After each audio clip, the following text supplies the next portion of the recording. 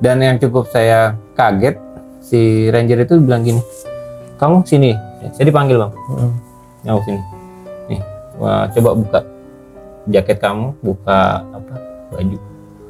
Gue dikasih lihat sini bang. Ternyata ada bekas ini dulu, cakaran. Cakaran harimau. Di sini nih, ada nih. Kalau masih ada? Masih ada gak cakaran di sini? Oh iya. Ada ya? Iya. Ada kan? Kelihatan? Ada ya. Nah itu, sini kamu katanya. Gue dipanggil tuh. Makanya kasih tahu. Nih, dia ninggalin katanya. Assalamualaikum warahmatullahi wabarakatuh. Jumpa lagi dengan saya, Ale, host Jejak Backpacker. Dalam obrolan misteri Jejak Backpacker kali ini, saya sudah kehadiran seorang narasumber yang pernah mengalami kejadian mistis di Gunung Slamet pada tahun 2004 silam. Sebelum narasumber menceritakan pengalaman mistisnya, jangan lupa untuk selalu support channel Jejak Backpacker. Subscribe, like, komen, dan share video-video YouTube Jejak Backpacker. Oke, Bang. Assalamualaikum. Waalaikumsalam warahmatullahi wabarakatuh. Jadi Bang Ardi Benga ini mempunyai pengalaman mistis di Gunung Slamet pada tahun 2004 silam. Nah, bisa diceritakan sedikit itu kejadiannya seperti apa sih itu Bang? Kalau ini sih gue di pos 5 ya. Dulu itu baru sampai pos 5 Samyang Rangka. Di situ ya hibatnya siluman harimau lah ya.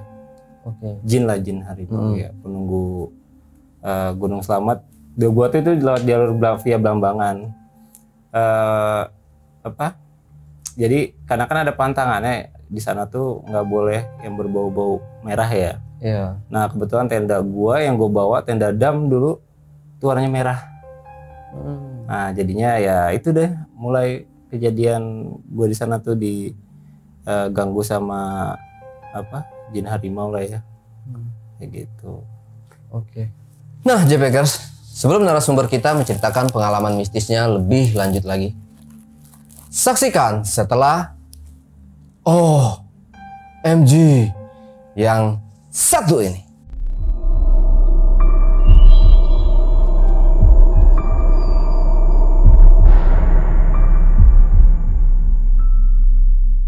Oke, Bang Ardi, mungkin bisa langsung diceritakan pengalamannya kepada penonton di rumah. Iya, kejadian 2004 ya.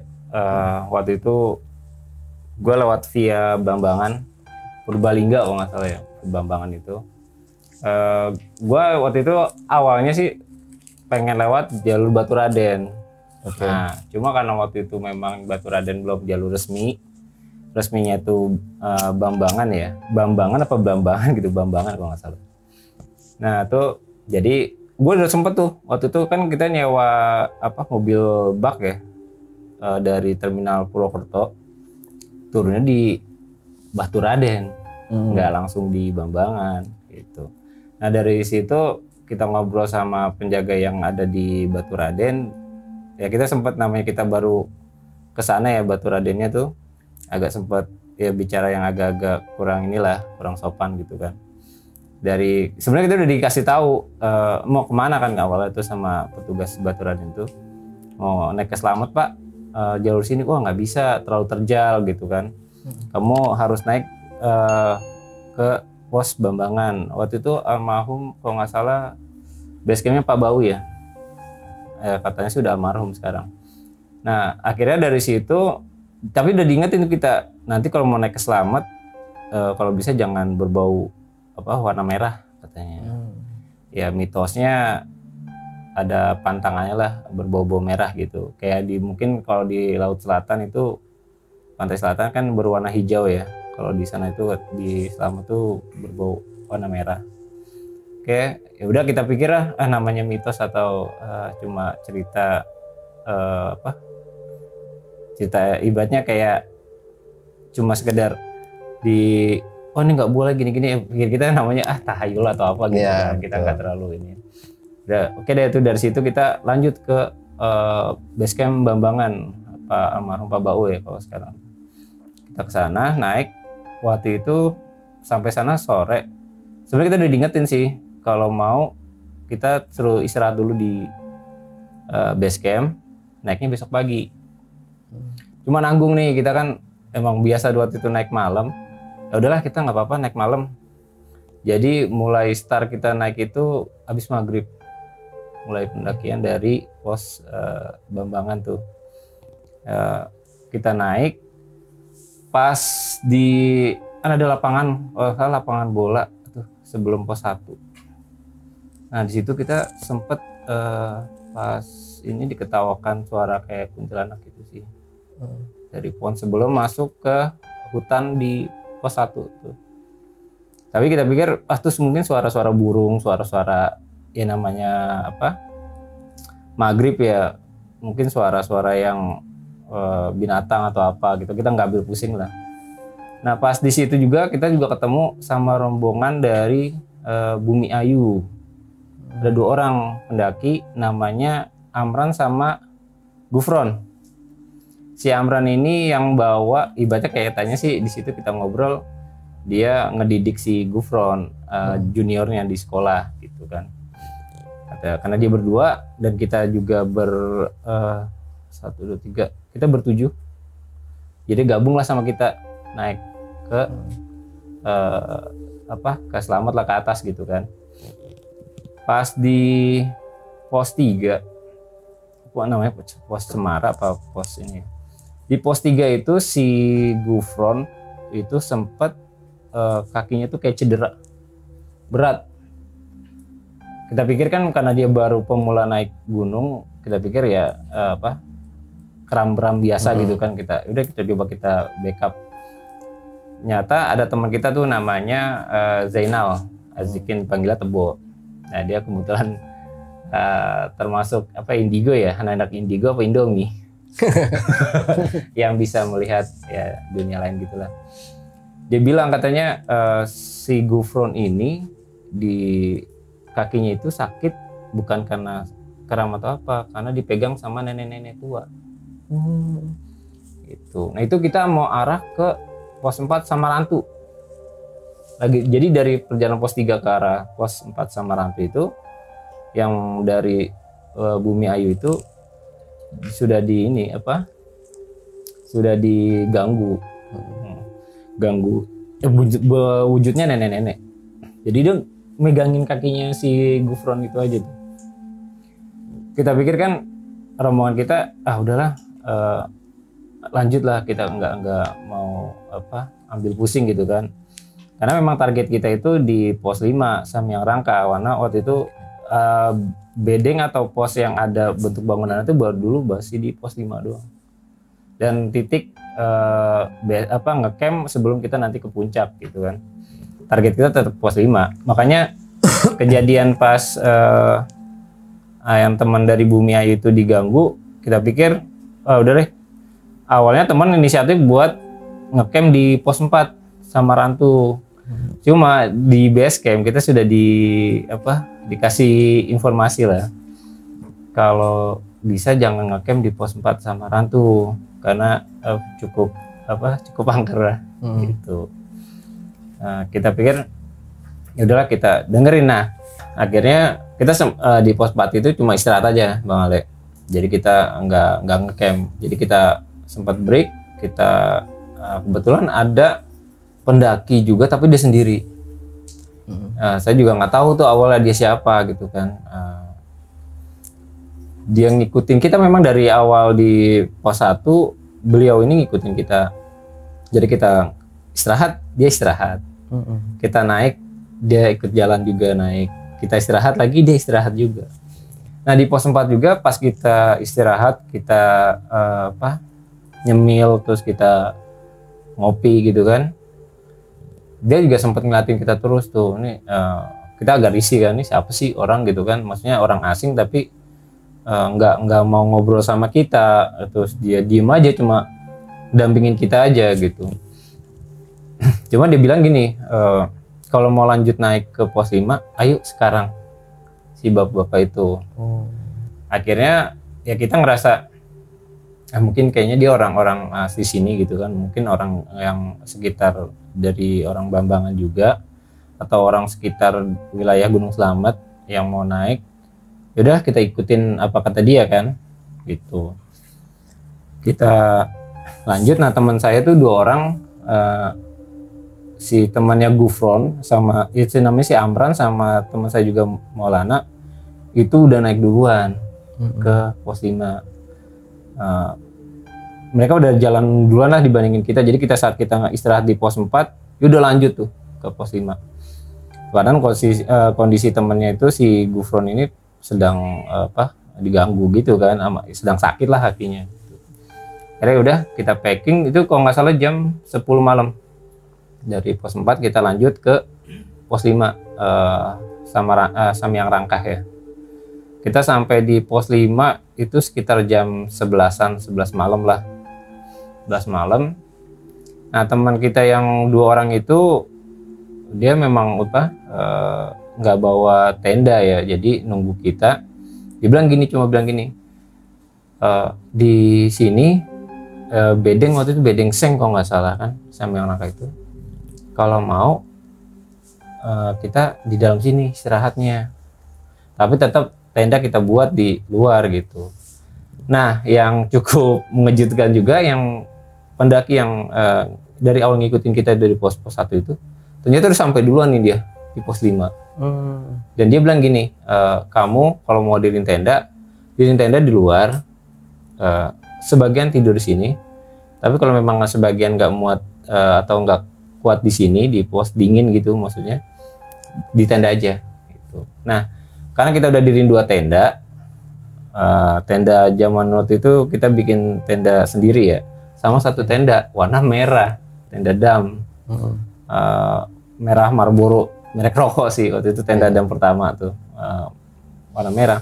Nah sempat diingetin waktu kita diriin tenda sama si bapak itu, kamu yakin mau diriin ini, kata gitu kan, ini warnanya merah, ini merah dilarang diriin di sini gitu. Terus kita bilang kita nggak ada tenda lagi pak, ada 2, ini salah satunya gitu. Kalau kita nggak diriin ini, kita nggak bisa, maksudnya nggak muat untuk tidur gitu kan. Kata dia bisa kok di dalam shelter katanya gitu kan. Kalau sebagian gitu. Nah cuma karena teman ngerasa nggak kuat juga di shelter karena terlalu dingin gitu kan. Karena kita emang waktu itu memang shelter itu kan buat istirahat, bukan buat diriin tenda. Jadi tidur ya memang cuma waktu itu kan belum ada sleeping bag lah, masih agak susah. Jadi cuma matras doang sama sarung kan. Nah, teman agak pada, wah kayaknya nggak kuat deh kalau cuma kita tidur sini, terus tetap diriin tenda gitu kan. Akhirnya tetap kita diriin tenda. Jam 1 tuh kebetulan kabut turun. Saya sama teman saya ini si Eko tidur di tenda yang warna merah. Nah teman saya yang 5 lainnya tidur di tenda yang 1 yang agak panjang, dia kayak model tenda pramuka tapi kita di bawahnya tuh kita kasih terpal, kita jahit. Nah yang teman 2 dari Bumia itu dia tidur di shelter, nggak mau karena memang dia katanya nggak bawa tenda gitu, jadi dia tidur di shelter sama pendaki yang pendaki asing itu ya, yang tua itu.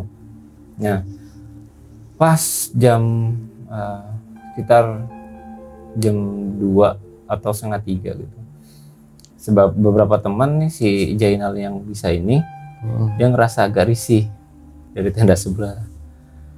Dia bilang, gue mau ke shelter lah gitu. Kenapa? Nah enggak, gue mau ke shelter, gue nggak bisa di sini gitu kan. Akhirnya ke shelter tuh. Nah beberapa teman, ada si Maulana, terus si kalau nggak salah Ebet, sama si siapa ya, kalau nggak salah Rizky Fajar, Bang Kinyong itu masuk ke shelter. Tinggallah saya sama Eko karena posisi udah lelah juga kan. Udahlah, bilang, kok lu mau ke shelter gak? Nggak usah lah Beng, kita di tenda aja tidur gitu kan, enakan di tenda, agak nyaman gitu kan. Nah udah saya tidur. Nah saya juga nggak tahu pastinya jam berapa itu, kalau nggak salah sih mau menjelang subuh ya. Yang subuh itu ada suara auman, jadi kayak suara harimau, tapi bukan aum sih, kayak ger gitu, kayak geraman geraman gitu, nggur gitu. Nah itu ngelilingin bayangin. Nah, saya dibangunin sama Bang Eko. Bang bangun katanya. Kenapa? Ini lu lihat kan ada bayangan gitu, bayangan apa? Tenda itu. Dari tenda gitu kan, dari luar. Karena waktu itu kan kita kasih pelita di luar dibayar buat penerang. Katanya ada apa? Harimau nih katanya. Ngelilingin tenda kita gitu kan. Nah, wah agak shock kan kita. Karena saya berdua doang nih di dalam tenda gitu kan, dan teman sebagian di dalam shelter. Wah saya ini, iya kok, harimau, maksudnya takutnya nih ya harimau benar gitu kan. Kita nggak berpikir kalau itu bukan harimau beneran, maksudnya bukan siluman atau jin gitu. Kita pikirnya mah takutnya harimau benar gitu kan. Nah dia ngelilingin aja, ngelilingin. Nah kebetulan pas itu tiba-tiba tenda dibuka sama teman. Dibilangin sama pendaki yang tadi tuh, yang tua itu, lu suruh masuk berdua ke dalam shelter. Kenapa? Udah masuk aja kata gitu kan. Nah di situ gue kaget kan. Tadi nih ada bayangan harimau. Kemana harimaunya? Pas temen gue buka tenda itu nggak ada sosok harimaunya. Dan harusnya kan kalau memang di luar ada harimau, temen gue yang buka tenda gue harusnya ngelihat dong, harusnya dia juga kaget gitu kan. Udah gue dalam gitu Bang, ke dalam shelter. Akhirnya di situ gue tahu tuh nama si pendakinya. Kita dikumpulin tuh di dalam. Kalian di sini aja gitu. Kenapa emang? Kamu tadi di luar dikelilingin harimau kan katanya. Gue kaget tuh. Kok tahu Pak gitu kan? Iya. Kalian saya udah ingetin jangan yang memakai atau menggunakan yang berwarna merah.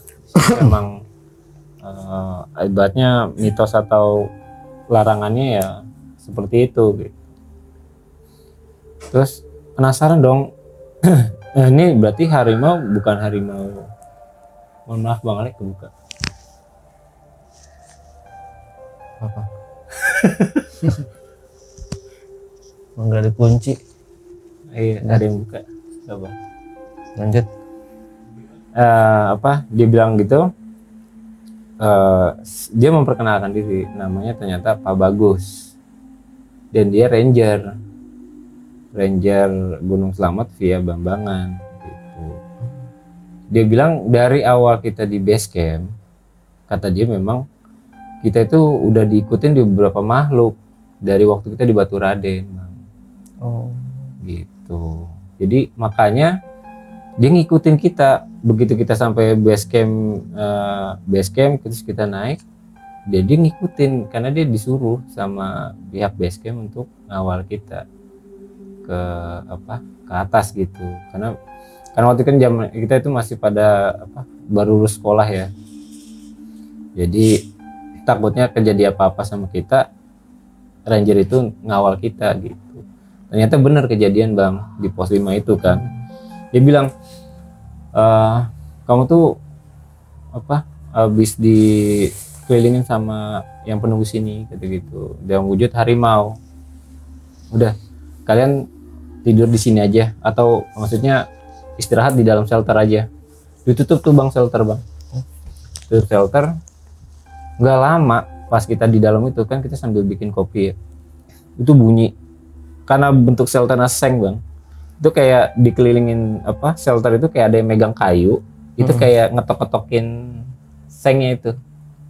Dinding sengnya itu kayak tak. Dan itu kalau orang normal kalau kita ngiterin shelter kan ada yang nggak mungkin lah secepat itu jadi gitu. Jadi kayak ada orang megang kayu atau alat gitu di gitu tak gitu. Kerutuk terus di atas kayak di dak di gedor-gedor gitu. Si rangernya itu wirid Bang, kayak wirid gitu sih, kita ngeliatnya kayak wirid gitu, kayak betapa baca apa kita juga nggak terlalu paham gitu kan. Cuma dia bilang udah kalian tenang aja, itu yang mengganggu kalian itu yang dari bawah ada juga yang dari sini gitu. Nah, kita menanyakan dong memang salah kita apa gitu, kok sampai dari awal yang di pos 1 kita diketawakan sama sosok perempuan gitu kan, anak, di pos 3 arah pos 4 yang si Gufron ini diganggu juga gitu. Terus ada beberapa teman juga ternyata diganggu juga sama sosok makhluk halus gitu. Nah yang ininya nih yang di pos 5. Dan yang cukup saya kaget, si ranger itu bilang gini, kamu sini, saya dipanggil bang, kamu sini, nih, wah, coba buka jaket kamu, buka apa baju, gue dikasih lihat sini bang, ternyata ada bekas inian gue, cakaran, cakaran harimau, di sini nih, ada nih, kalau masih ada, masih ada gak cakaran nih sini? Oh iya, ada ya, iya, ada kan, kelihatan? Ada ya. Nah itu sini kamu katanya, gue dipanggil tuh, makanya kasih tahu gue, nih dia ninggalin katanya. Wah, gue shock dong, kagak berasa apa-apa loh, padahal nggak berasa perih, nggak berasa kayak dicakar gitu, kok tiba-tiba ada bekas cakaran tapi nggak berdarah bang. Jadi kayak udah gerutan garis gitu aja. Iya. Gitu. Dan apa? Kenapa gua gitu? Terus karena kamu tidur di dalam tenda warna merah kata gitu. Terus gue nanya dong sama teman gue yang setenda, si Eko, gue ada juga kok gitu. Nggak ada, dia nggak ada. Terus gue tanya kenapa gue gitu, maksudnya kenapa gue yang harus dikasih cakaran gitu tanda. Kata si ranger itu dia suka sama kamu, maksudnya nyaman di inen kamu gitu. Cuma sebatas ngingetin, ngasih tahu gitu doang bang. Oke. Nggak ngasih tahu yang selebihnya gitu kan. Ya udah, akhirnya katanya udah istirahat, gue istirahat tuh. Kata dia kalau kamu mau puncak, nanti saya kawal ke atas gitu. Pas subuh jam berapa ya, habis subuh jam 6 lah, jam 6 itu teman kita yang dari Bumi Ayu itu, si Gufron sama si Amran, dia katanya ke puncak sekalian langsung turun bang, balik lintas gitu kan. Lintas. Iya. Terus saya tanya, lu serius mau balik gitu kan? Ya udah, akhirnya karena kondisi memang kabut, beberapa teman kita dan kondisi lelah juga nggak ikut ke atas. Jadi yang ke atas itu gue, Eko, si ada namanya Kiki, nama kita anak Depok, terus satu lagi si Rianto Toyan. Jadi gue berempat ini ngawal si Amran sama si Gufron ke puncak dengan kondisi kabut dari Samyang Rangka. Dulu kan pos cuma 5 doang, belum ada sekarang kalau nggak salah pos sampai 9 ya. Nah pas di batas vegetasi, jadi ini temen gue udah beberapa orang udah naik jalan ke atas nih. Batas vegetasi itu gue kayak gini nih bang, gue kayak udah kamu sini dulu, kayak ditahan gitu. Gue nggak ngerti maksudnya, kok siapa yang nahan gue liat kagak ada orang, udah sini dulu gitu. Nah, maksudnya emang si kabut teman gue pun udah pada di jalan ke atas kan, udah pada ke atas. Gue antara ragu ini beneran petanda atau enggak, gue naik ke atas enggak ya gitu. Cuma gue pikir udah deh, kayaknya gue harus tetap naik ke atas, kan takutnya teman gue pada nungguin kan. Gue kalau kagak ke atas, akhirnya gue lanjut naik ke puncak. Pas gue lanjut ke puncak memang kabut, gelap, kagak kelihatan sudut pandang gitu. Pas tiba-tiba di pertengahan sebelum puncak, gue kaget juga, itu batu gelinding.